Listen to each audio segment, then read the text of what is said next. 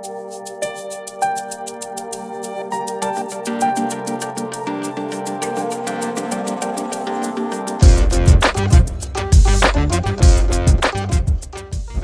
Bandy आजी.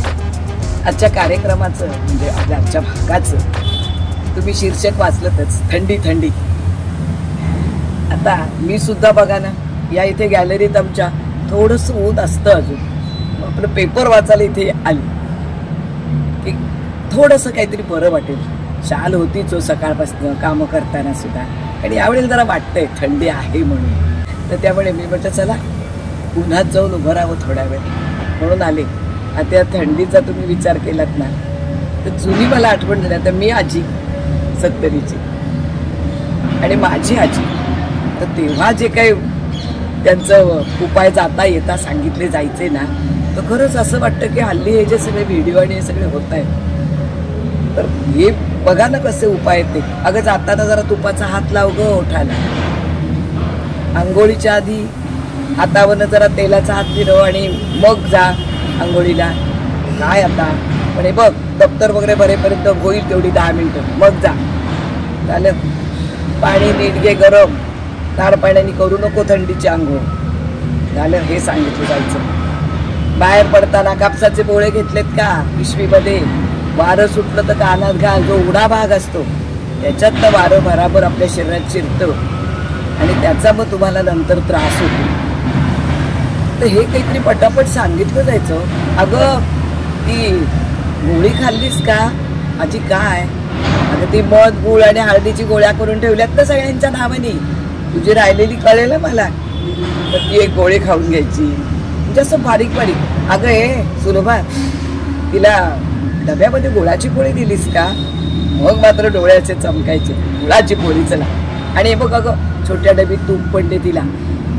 गुळ उष्ण असतो त्याच्यामध्ये तूप खावं, उष्णतेने उष्णता मरते आणि थंडीत ते चांगलं. झालं. म्हणजे असेही छोटे छोटे उपाय करतात.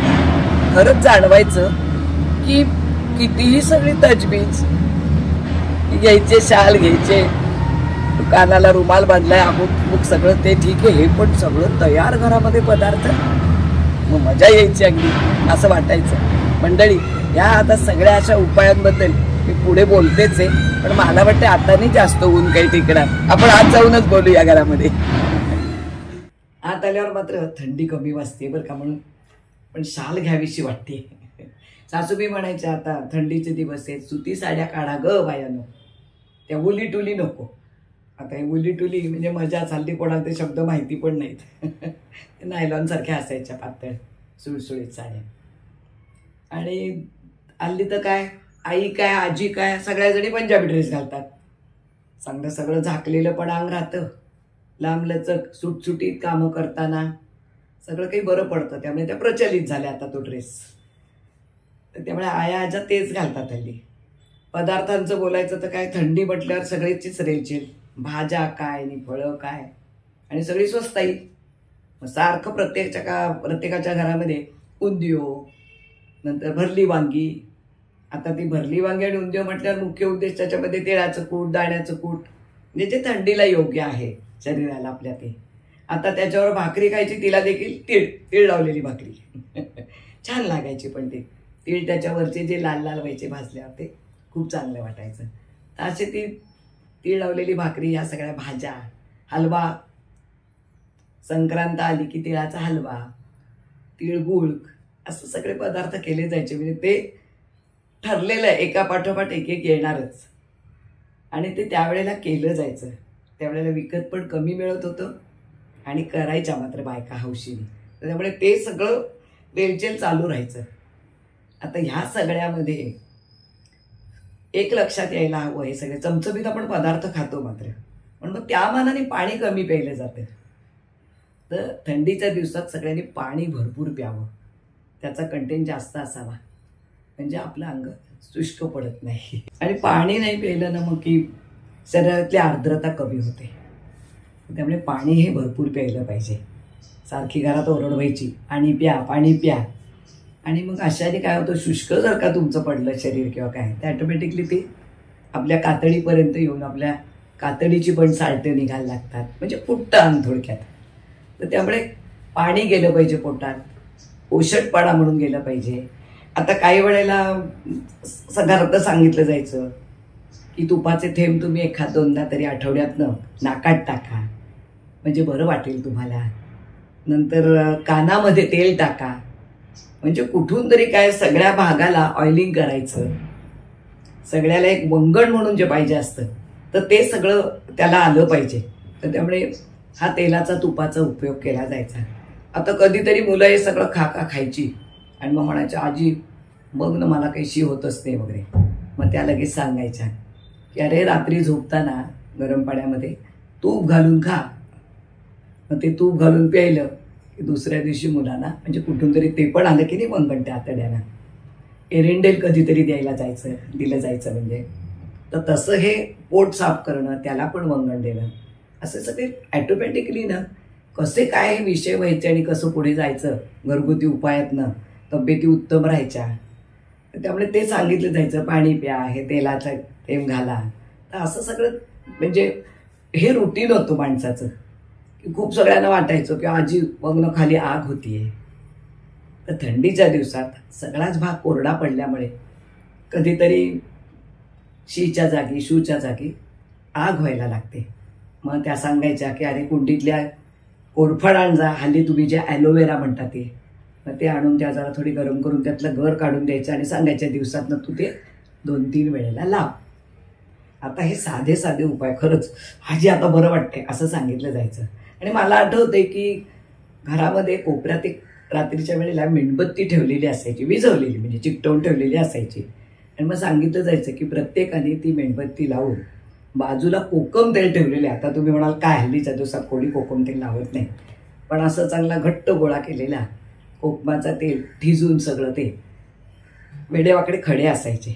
मग ते प्रत्येकाने थोडंसं ज्योत पेटवायची, त्याच्यावर ठेवायचं ते, आणि ते झालं ते वितळलं की आपल्या पायाच्या कडांना म्हणजे टाचेला बोटांना खालती असं सगळं लावायचं आणि मग अंथरुणात जाऊन पडायचं की ते एक वंगण म्हणा ऑइलिंग म्हणा पायाला आपोआप व्हायचं. ते हे असे छोटेसे वाटले उपाय तरी ते उपयोगाचे होते. सांगायच्या त्या की तेलाचा हात लावा आणि नंतर डाळीचं पीठ म्हणजे चण्याची डाळ किंवा आपली मसुरीची डाळ ही जाडसर दळलेली त्यांनी घासा जरा, म्हणजे ती साल्टी निघालेली असतील तर ती होतील आणि एकाच वेळेला करू नका, थोडी थोडी करून ती जातील.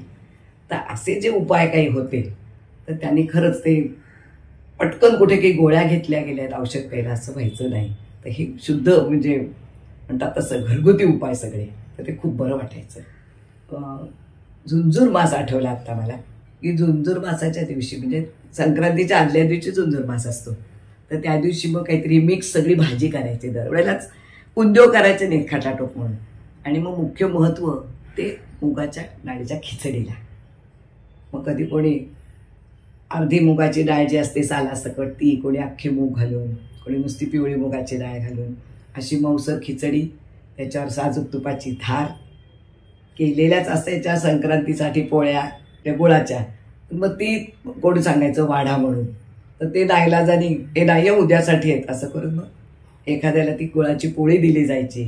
नाही तर मग काही वेळेला मेथीचे ठेपले केलेले असायचे की एखाद्याला पोळीच्या तुकड्या वाजून आणलं तर. असा सगळा तो बेत व्हायचा. आणि मग संक्रांतीवर आठवण झाली, संक्रांतीचा सण केला जायचा. सगळ्या बायका वेगवेगळ्या संक्रांतीसाठी त्या हलव्याचे दागिने करायचे. जरी स्वतःच्या घरात नसली सून नवीन आलेली किंवा मुलीचं लग्न झाले तरी हौस, त्यामुळे दुसऱ्यांच्या पण दागिन्यात मदत करायची. आणि वेगवेगळ्या याचा हलवा करायचा. कुठे शेवयाच्या याच्यावर काडीवर बारीक बारीक की त्याची चटईची वाक करा, कुठे तिळावरचा, मग कशाचं मंगळसूत्र कर, वाकी कर, काही वेळेला हार कर, एखादा बांगड्याला गुंडाळून ते बांगड्या कर, असे छान दागिने व्हायचे. नवऱ्या सजायच्या. तो पण एक सगळा वेगळं छानपैकी सण साजरा केला जायचा. तर अशीही आपली थंडी सगळेजण साजरी करत होते. आता ही काहीही मजा राहिली नाहीये. त्यामुळे आपण फक्त आठवणी काढायच्या. त्या आज मला वाटल्या आठवणी काढाव्या म्हणून मी हे सगळं तुम्हाला सांगितलं.